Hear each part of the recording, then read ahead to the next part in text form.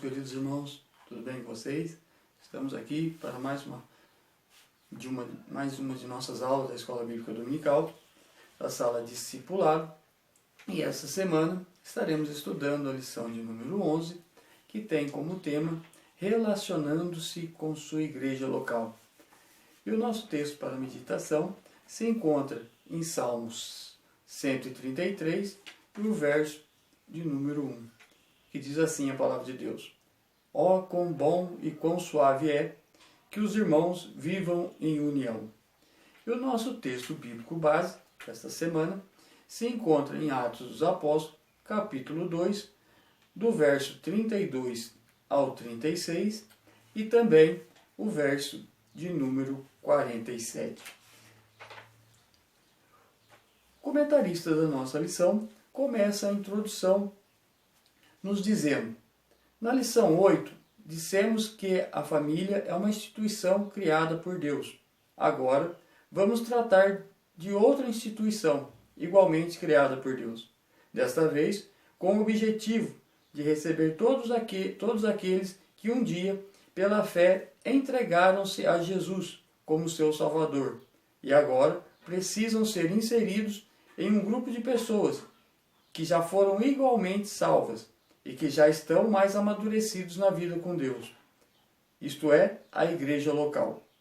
Ela oferece a recepção e o abrigo necessários para que o novo convertido ache o ambiente adequado para crescer em sua nova vida com Cristo.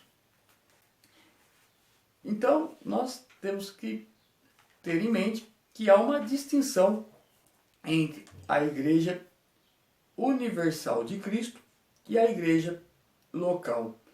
A igreja universal de Cristo somos nós, todos aqueles que aceitaram a Cristo como seu Salvador. Então, todos aqueles que receberam a Cristo são denominados, são chamados de igreja.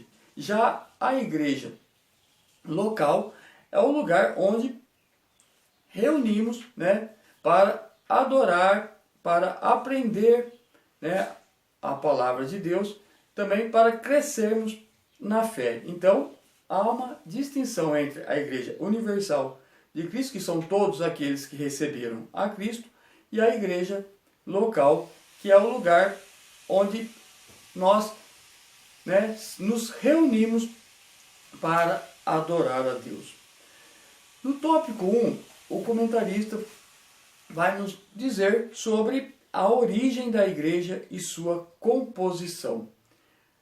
A igreja originou-se logo após a ascensão de Cristo, durante a festa de Pentecostes, onde a cidade de Jerusalém estava cheia ali, repleta de pessoas, por ocasião da festa.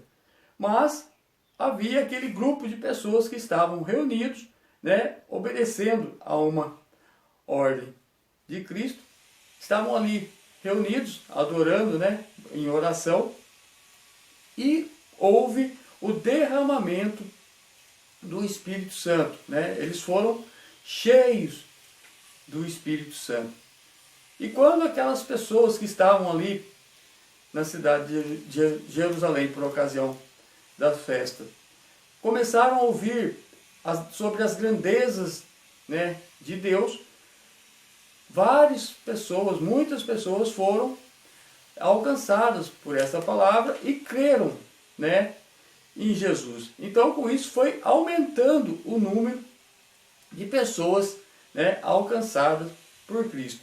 E por isso, os discípulos, os seus seguidores que acompanharam o seu ministério terreno, decidiram se organizar para orar e evangelizar. Então eles se organizaram para se dedicar à oração e à pregação.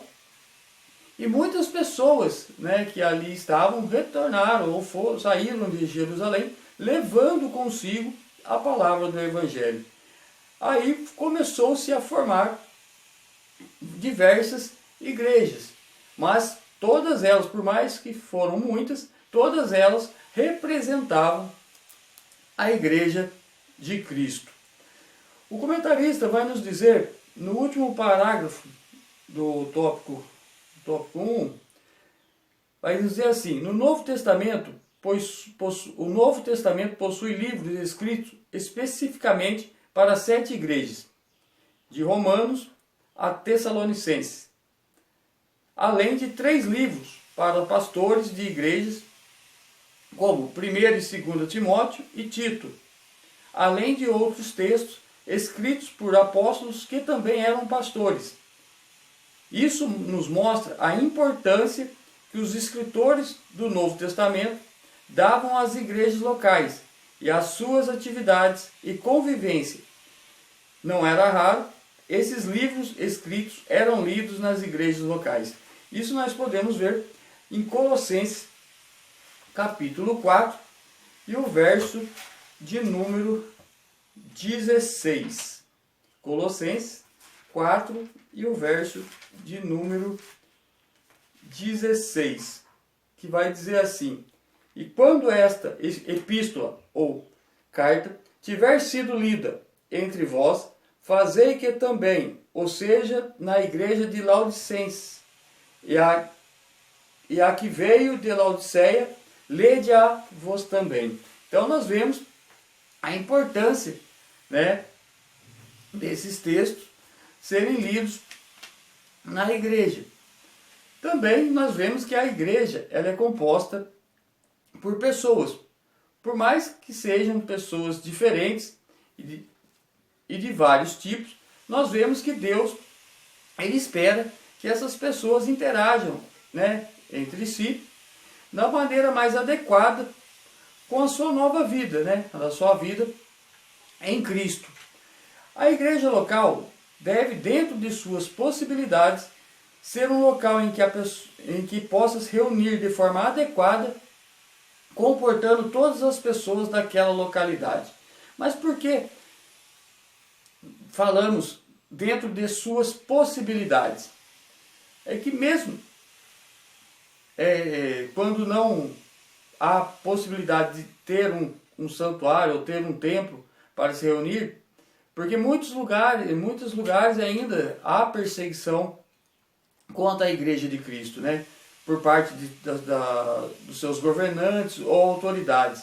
Mas mesmo que não haja um lugar, né, adequado para se reunir, o crente ele é pertencente à Igreja de Cristo.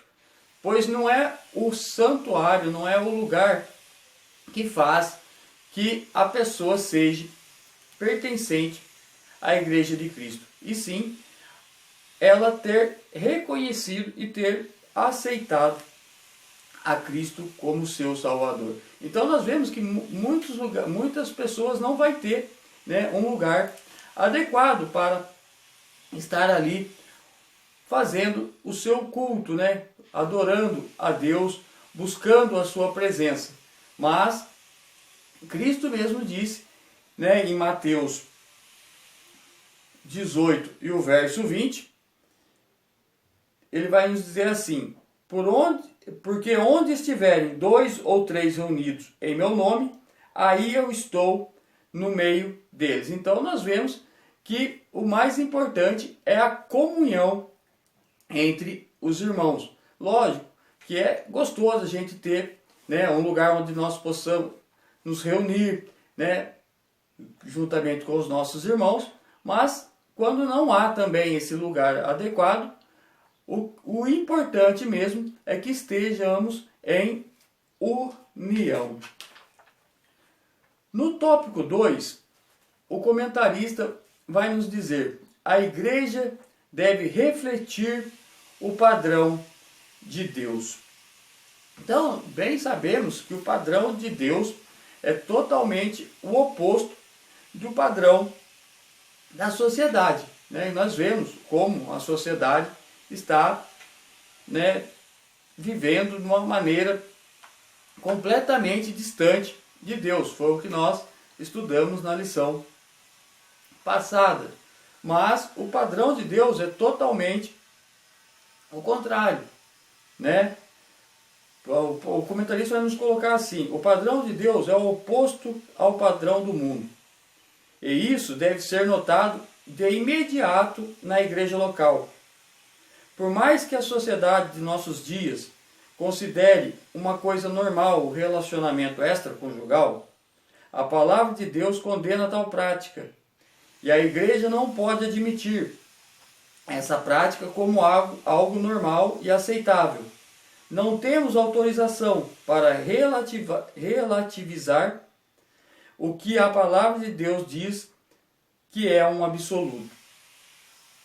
Ou seja, a igreja deve transformar a sociedade à sua volta e não ela ser transformada pela sociedade, né?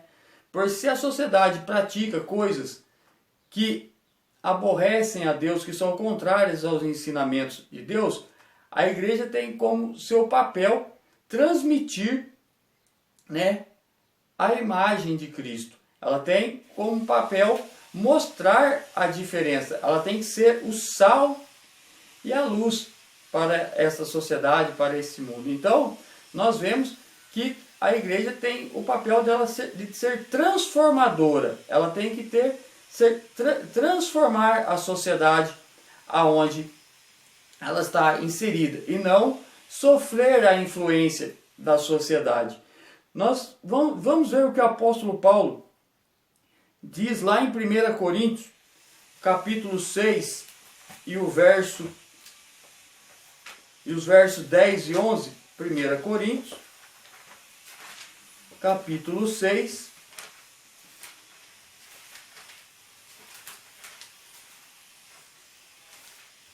os versos 10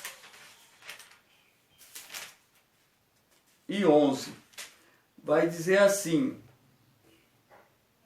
não erreis, nem os devassos, nem os idólatras, nem os adúlteros, nem os efeminados, nem os sodomitas, nem os ladrões, nem os avarentos, nem os bêbados, nem os maldizentes, nem os roubadores herdarão o reino de Deus. E é o que alguns têm sido, mas haveis sido lavados, mas haveis sido santificados, mas haveis sido justificados em nome do Senhor Jesus e pelo Espírito de nosso Deus. Então nós vemos, né, que nós temos que ser a diferença do que a sociedade vem fazendo, né? Se eles aborrecem a Deus, nós temos que mostrar essa diferença e refletir a imagem de Cristo para a humanidade. No tópico 3, ele vai nos colocar assim: a igreja local é um ambiente terapêutico. E falando nisso, como nós vamos, né, dizer a igreja é um ambiente terapêutico, o primeiro ponto que vale ressaltar sobre isso, e ele mesmo vai nos colocar, é que a igreja tem que ser um ambiente de ensino, né? A igreja local é um ambiente em que o ensino deve ser um ministério constante. Não é possível que uma igreja cresça e seja fortalecida sem que ela se dedique a ensinar a palavra de Deus aos cristãos e não cristãos que entram pelas suas portas. Ou seja, a igreja ela não só recebe as pessoas que já são, né, já pertencem à igreja de Cristo, mas como aqueles também que estão à procura da salvação. Então, a igreja ela tem que se dedicar a ensinar. E ele nos coloca aqui que a melhor forma de uma igreja local cumprir o ID de Jesus, né, pois o ID de Jesus não se resume apenas em ir, mas também em ensinar, e esse é o papel da igreja, é por meio da escola dominical. Ele coloca aqui então que a melhor forma da igreja local cumprir o ID né, não apenas ide, é por meio da escola dominical. Porque nela os alunos têm um ensino sistemático e focado para a sua formação espiritual, para o serviço cristão e para a vida em sociedade. Então, o comentarista mesmo nos coloca a importância da igreja ter essa prática do ensino da palavra de Deus. Pois é a palavra de Deus que nos transforma, é a palavra de Deus que nos capacita, né, que nos alimenta para termos a nossa vida em sociedade, né, para enfrentarmos as dificuldades, né, que o mundo nos apresenta. Também a igreja tem que ser um ambiente de cura. Mas por que um ambiente de cura? A igreja tem a responsabilidade de ser um ambiente onde pessoas e famílias possam ser restauradas através da palavra de Deus. Então, nós sabemos que muitas pessoas que chegam às igrejas, né, após aceitarem a Jesus, elas vêm com muitos problemas, né, a serem resolvidos. Muitas famílias vêm para a igreja, né, destruídas. E Deus espera que nesse ambiente, né, o ambiente da igreja, seja um ambiente de cura, onde essas famílias possam ser restauradas, né, possam ser novamente estruturadas através da convivência ali com os irmãos e dos ensinamentos de sua palavra, né? Pois Deus não despede ninguém que vem à sua procura de mãos vazias. E por fim, um ambiente de comunhão. Nenhuma igreja local é perfeita, mas foi com essas limitações que Deus nos reuniu, para que juntos pudéssemos adorá-lo e ao mesmo tempo crescer, junto no espírito e na prática da demonstração de amor e de perdão de uns para com os outros. Não há possibilidade de crescimento na vida cristã sem que haja comunhão uns com os outros. Além disso, entendemos que a igreja local faz parte da Igreja Universal de Cristo, a noiva do Cordeiro. Como poderíamos, então, dizer para Jesus que o amamos, mas não gosto da sua noiva?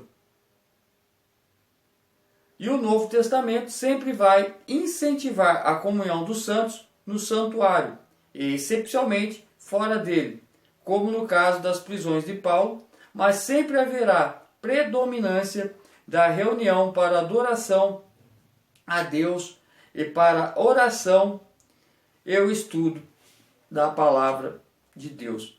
Então, como nós lemos lá no nosso versículo de meditação, né, lá em Salmo 133, ó, quão bom e quão suave é que os irmãos vivam em união. E para nossa conclusão, o comentarista nos coloca assim: não podemos desprezar a igreja do Senhor. Lembremos-nos de que ela foi fundada por Deus, para que possamos crescer juntos na graça, na comunhão, no perdão, na adoração e no ensino. Sejamos fiéis à congregação onde servimos ao Senhor e com certeza teremos experiências edificantes para contar uns aos outros e teremos o testemunho de quão prazeroso é que os irmãos convivam em união. Então, que Cristo Jesus vos abençoe, que essa palavra venha entrar em seu coração e que possamos realmente viver essa verdade de Deus em nossas vidas, que nós possamos realmente viver em união. E Cristo